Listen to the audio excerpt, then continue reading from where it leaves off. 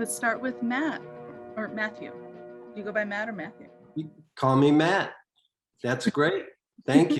Hi, I'm Matt Reidy, and I played King Lear, and just really grateful that we were able to do this show in our 17th year of Southern California Shakespeare Festival. Can't believe it's been 17 years. I know. Linda, welcome.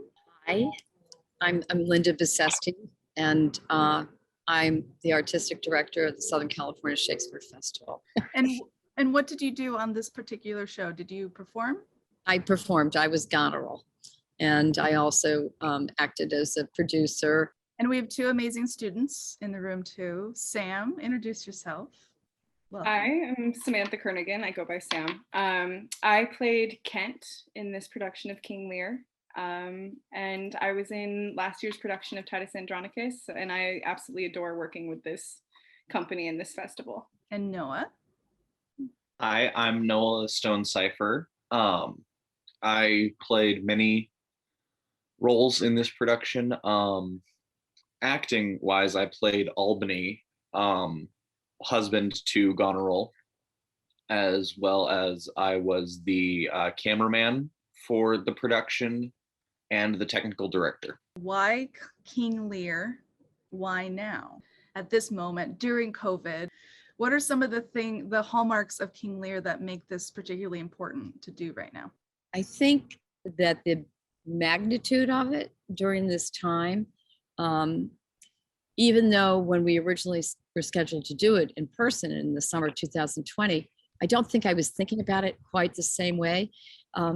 Baron Kelly is a very dear friend of mine, and he suggested it because he thought that it'd be interesting for Matt to play King Lear. And he also really was fascinated by the family unit and how that breaks down quite quickly in Lear. It took on another level rather of disconnection during the pandemic. I did a little bit of reading about when Shakespeare was writing during the plague. And I think the attempt to have everything be normal during really extenuating circumstances. And for Lear, that's with his daughters that refuse to house him, and also with the daughters who feel that they have a right to more than they're given. I think the breakdown of having any control, I know for myself, being obsessive, I like to have as much control as possible. And during the last year and a half, it hasn't happened. So for me personally, that pulse was really alive in my body. And I think that is part of Lear, and trying to maintain control during very unbalanced times spoke to me. And also, Baron was particularly interested in Joseph Kennedy, and Lear being a Kennedy figure that tried to influence his family. And as he got older, his influence changed, even though I don't think we really did as much with that as we might have in person, in a way. The plague had a big influence on his writing. Yes. This plague is certainly going to affect all writing and art right now and in the coming years. So I think that certainly makes this significant for us. Agreed. For our other performers, what did you discover about King Lear as far as what it's meaning to you in this weird time? I think a lot of it, a lot of the mental health aspects of this really struck me, because I know the pandemic has been really hard on so many people's mental health, and people who didn't have mental health issues before the pandemic.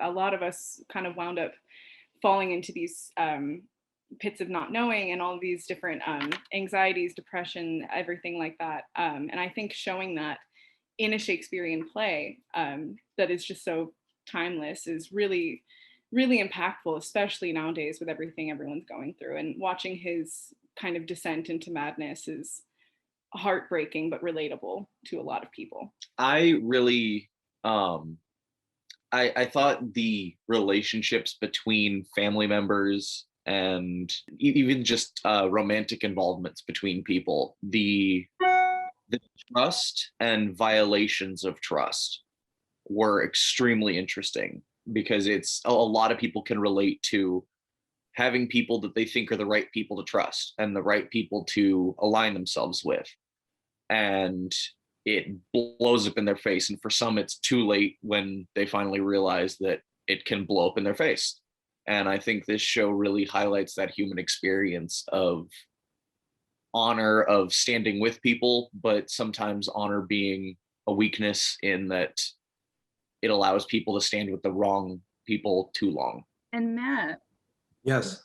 I mean, you took on the title role. Have you Yes, I played did. King Lear before? No, had not. I played Cassius in Julius Caesar, Titus Andronicus. So this was, as Baron Kelly would say, this is a mountain to climb.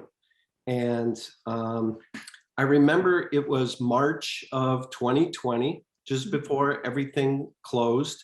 And I was on the back deck trying to memorize my lines, because I thought we were going to do it live, on stage in the summer 2020. And Linda said, I don't know if that's going to happen. And I went, what do you mean? Come on, we could do this. But I think with that, the extra time that we've all had, and we did a year with Lear, and I created a short film where I explored, it was Baron's suggestion, and I thought it was something that would be interesting. What is the, what happens to Lear? What's the mental illness? And we both agreed it'd be interesting to focus on Lewy body dementia. And I had a family member and also a close mentor afflicted with that. And so, I created a short film with King Lear's lines throughout, but just that really helped me to get into that kind of madness. But as Samantha and Noah were talking about, this past year, it's like, there's also this timeless, Shakespeare is so timeless. A lot of things in his plays will happen and you'll say, how could that be? Are people really like that? Did he just make that up? Are families like that? And the answer is yes, families are like that. Spoiler alert, not to give away things, but in the first scene, it's like, okay, let's bring everybody together, and I want you to tell me why I should give you 1/3 of my kingdom, and it better be good, And I thought, God, are families really like that? And the answer is yes. And families are like that. Politicians are like that. Military people are like that. So anyway, it was interesting to explore that. And, the isolation of the pandemic, at least for me, it really helped me being isolated in my mind. And Linda can attest to that. She would say she'd look out the window and see some crazy man out in the backyard. And so I guess it was effective. Right, Linda? Yes, I mean, Yeah. Okay. had an excuse this time. You were doing King Lear before. I just wasn't sure. Oh, yeah, that's right. I That's wasn't right. sure before, but You're right. no. You're right. Matthew actually shot a scene for the short film he did about Lear, and we had a beautiful rainstorm. So one of the things I miss about the coast is the thunderstorms. I think it was like in March maybe, but it was just so amazing.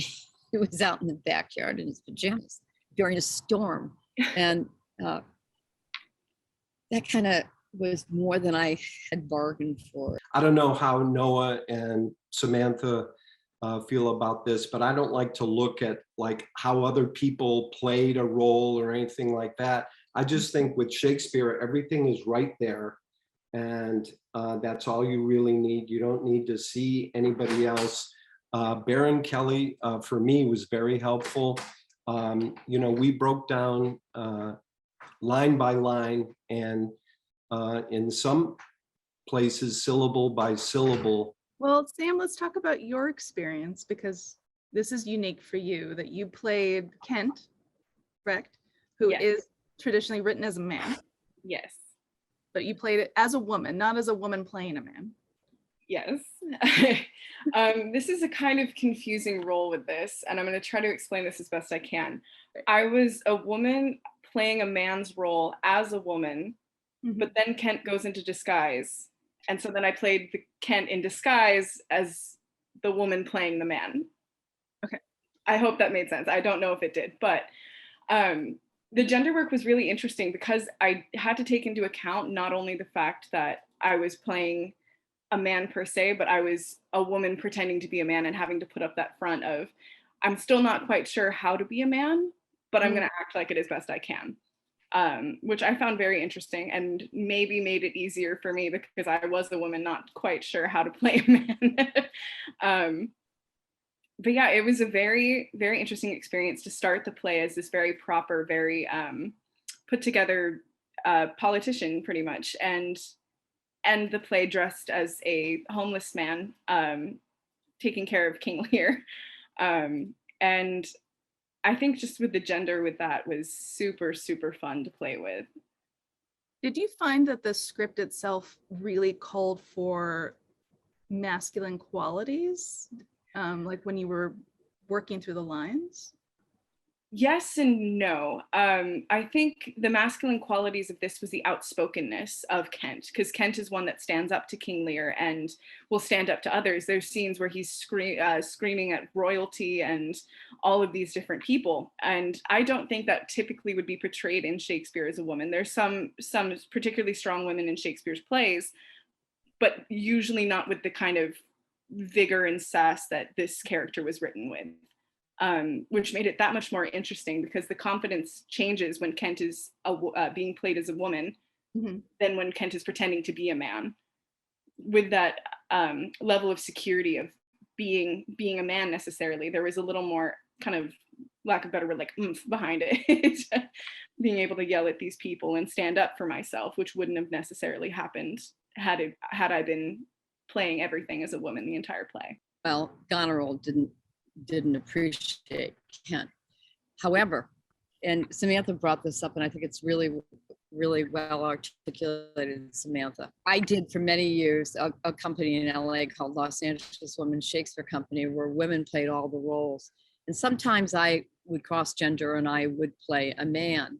Sometimes the words that were actually written, the verse line or the line in prose, would be so foreign for coming out of my mouth because I didn't feel as a woman that I had a right to those words and to speak that point of view without being labeled like some of the characters in Shakespeare's women. Constance in King John, they label her as crazy. Queen Margaret, they label her as crazy. So there are certain times, depending upon the part, that the words are so powerful that a woman gets to speak these words that were written for a man. I don't know if you felt that, Samantha. Goneril was really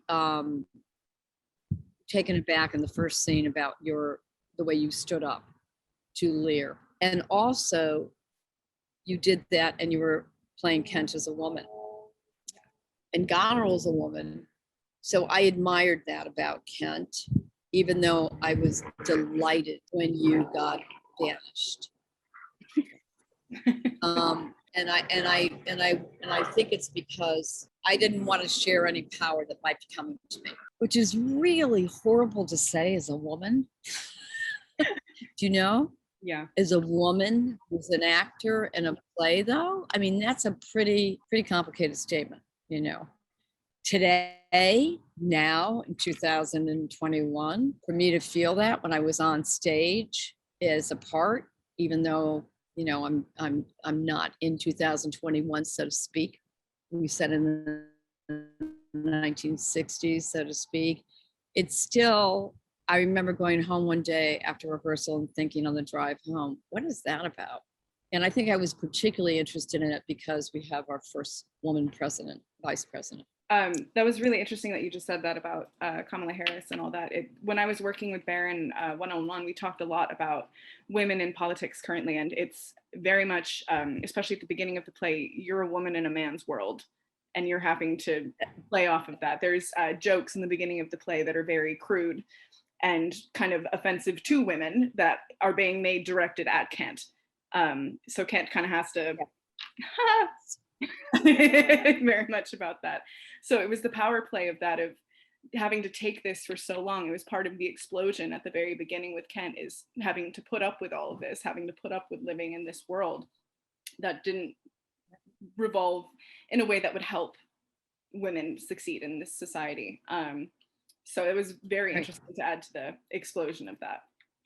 Yeah, that's very interesting. I mean, misogyny is not exclusive to men, really, and we forget about that. And another spoiler alert, at the beginning when Kent and I have a little disagreement, if I'm on stage and I'm with a man playing Kent, I will have no real problems grabbing him and throwing him on the ground, which I do. It was very difficult for me to grab a hold of Samantha and throw her on the ground as Kent. We probably should have blocked that or run it once or twice. Samantha was awesome, and we didn't miss a beat. Being the son-in-law to Lear, it was very interesting to see even though Goneril is the blood descendant of Lear, is the reason that anything has come to our family. I, as her husband, still with the 1960s theme, still stood up and was still in her face in a few different moments on you've stepped too far, you've stepped out of line. And it was a very interesting aspect as a student, having to scream those things at your professor. It's always fun. But it was interesting having to fit into being a person who has only known 1998 till now.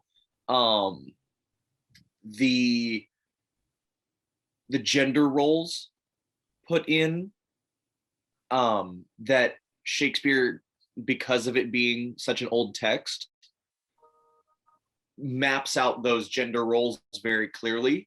Mm-hmm. But a lot of times those are kind of not highlighted in the show. But with this being the 1960s, those struggles with gender as well as family roles and everything really were brought to the forefront for everybody to look at, and it put all of it on display. You know, one of the things that just occurred to me, and Noah, you know, I was robbing the cradle with Noah being my husband, but you know, I resent the fact that I have to ask for anything as a woman, not everywhere across the board every day, but you know, the fact that, you know, the land was being divided up, and I had to say to my father how much I loved him. You know, land is power. That's a huge thing in terms of like, it's an entitlement versus a right. You know, I think it was in 1978 they passed a law that a woman could have her own credit card. It's not that long ago.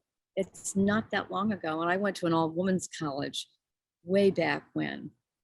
And I don't think I had learned how to speak as clearly or specifically or articulate what I felt was rightfully a woman's. That, you know, Goneril and Regan are always just reduced to some really awful daughters.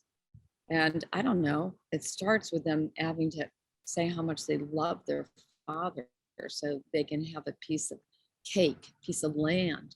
So that didn't sit with me all that well. To me today, I would never ask. I would just assume that I could.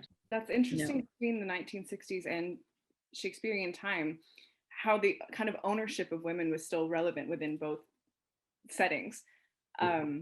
I think that's quite interesting because Goneril and Regan were both labeled as crazy by King Lear. He turned around, are you mad? All of this, all of these awful things. But frankly, they were standing up for themselves after years and years of being pushed down and being silenced. You see at the beginning of the play, all of this presented love and all of these things that they have to say to just kind of get what they technically rightly deserve as heirs to the throne.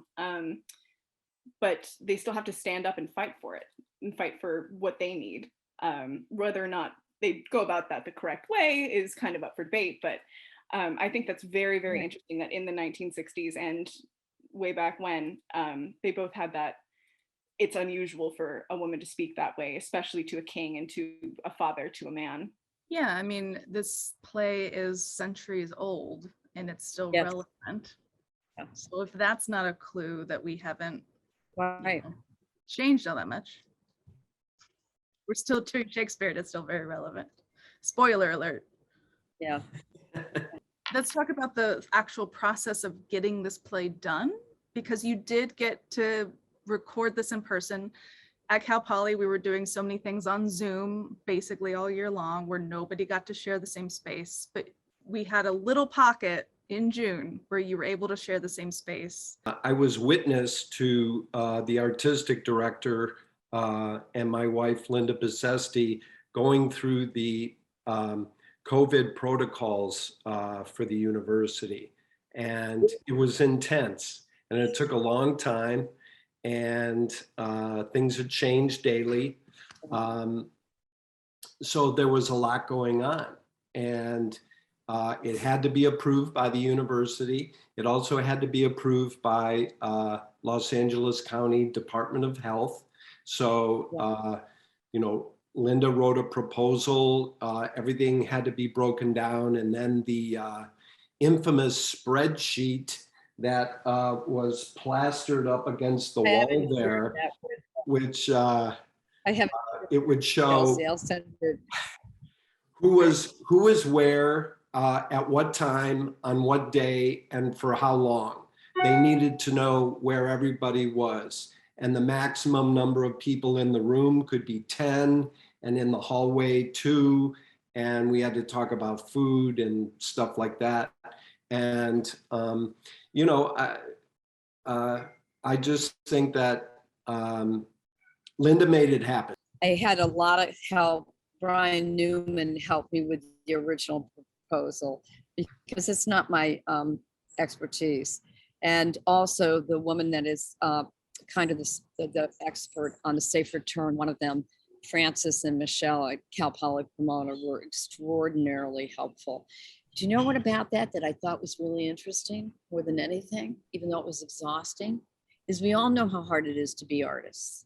It's challenging, right? And it's not because it's hard and we want it to be hard. It's challenging to be an artist, period. It's really challenging to be an artist during COVID. And it's really challenging to even be able to do theater. So I felt humbled by the fact that theater was able to have a little breathing room during this time.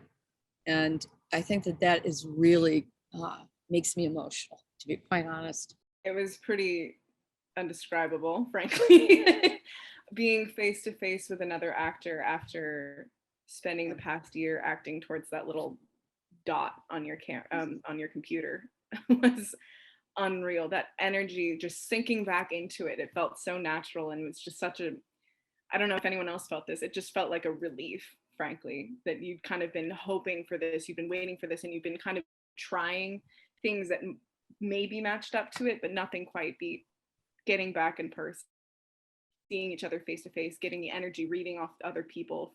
Just, oh, it was amazing. It was absolutely amazing. it's surprisingly emotional how much is missing from a connection with a person when you don't see the bottom half of their face. But when we were filming and people were finally able to take their masks off, it's this all of a sudden magical, like, human connection, I guess, of just like, that's a human face. This is my human face. We both have them, and we can communicate and not have this weird thing between us. Very much like coming home and seeing people that you have not seen in a very long time. It was like coming home. There's one moment in particular I remember, actually, that I remember kind of taking that moment to appreciate it. Was we were filming the very last scene, and we were holding for just a second, and we were still rolling, so we didn't break. We kept exactly where we were, and I was looking at one of our other actors, Richard Plime, and we kept eye contact the entire time we were waiting. And I remember just thinking, oh my God, I can actually see what he's feeling. I can see what he's thinking, and it's unreal compared to the past year of looking at walls. I felt it was enormously overwhelming. I was so overwhelmed when I saw everybody. And it kind of felt Shakespearean in that sense too, because it was kind of this like timelessness that kind of just morphed into all being in the room with one another again. And I kind of felt for a moment I had to kind of like readjust and like take it in and like figure out like, you know, how close I could stand to somebody, and, you know, if I didn't have my mask on, and, you know, thank God we were able to do it. I mean, how unfortunate it is now that the rise in COVID again, here we are again in August with Delta variant. There's nothing like it for me to, and I've worked with Noah and Samantha before, and that's one of the great joys I like about the Southern California Shakespeare Festival, is working with Samantha and Noah and young artists like that. But that first day that we were rehearsing, to actually see them and to say hello was, it's indescribable. But to actually see them in the hallway, and then, oh, it's our turn to go in now. And now we're gonna take our masks off, and we're gonna do this. And to see Noah behind the camera, and then to act with him, and to see Samantha, you know, do her thing where she changes her character, and I'm like, yes, you know, and that little voice inside me is going, yes, you know, I want to tell her how great she is, you know, right then. But I'll save that for later. It was a really special thing, and really grateful to work with Noah and Samantha, and of course Linda and the other cast members. Yeah. Well, I want to talk a little bit about everything that Noah did. So could you run through all of your duties on this show? Well, let's start off with technical director. So technical director consists of, with this company, consists of being the person who builds and ensures that the set is safe and sturdy and not going to kill people. Our scenic director was like, you know what? Hey, I want a 12-foot circular platform. And so that was fun, trying to figure out how to build a giant 12-foot circle. She also said she wanted a floating picket fence. So I was like, okay, well, we'll figure out how to make a floating picket fence. But this year it was not so much the tiny little details as it was more of the emotional context from the scenic pieces, which was a totally different world. Lots of new expertise that I was able to learn from our shop manager, Ken Blentz. He is a fantastic carpenter and taught me a lot of what I needed for this show.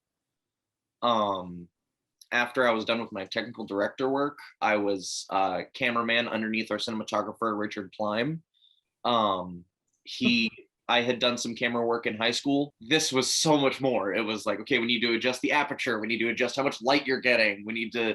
It was so many different things, but it was so much fun because it was this world that I had never been a part of. I had never really experienced, was the camera side of filming. It also was really nice to see how much that technical people, as we always are, joke around with each other. It did present some challenges having to jump back and forth between acting and filming, because it wasn't like okay, these couple days are all the times you're going to be acting and the rest of this you're filming. Mm-hmm. A lot of the time it was like, okay, we're going to have 3 scenes today, and from the 8 a.m. to noon you're going to be filming, from noon to 3 you're going to be acting, and then from 4 on you're going to be filming again. So it was a lot of like, okay, try and take it from my mentality of, okay, I need to be steady and all that kind of stuff with camera work, to jump into, okay, where do I need to be mentally for my character? And then be able to shake that back off and get right back into the camera work. I mean, we really shot a film. We didn't film a play. We shot a film. And Richard was extraordinary with his expertise in that, which is different than filming a play. If I can add on to that from a student perspective too, is especially somebody who's never worked on film before, never worked on camera, this environment that everyone created with the joking, like Noah said, was probably the best place to start learning. It was low stress, honestly. I mean, as busy as we all were, everyone was going but taking care of each other and giving each other the grace of flubbing lines, of restarting, of doing all this as many times as we needed. It was a really, really great environment to work in, and especially great to learn in. But this will be available for free at the end of August. I'll put dates in a card right here. Yeah. Yeah. End of August, and it'll be free, but we'll gladly take donations if people love the show, which I'm sure they will. But thank you for joining us, everybody.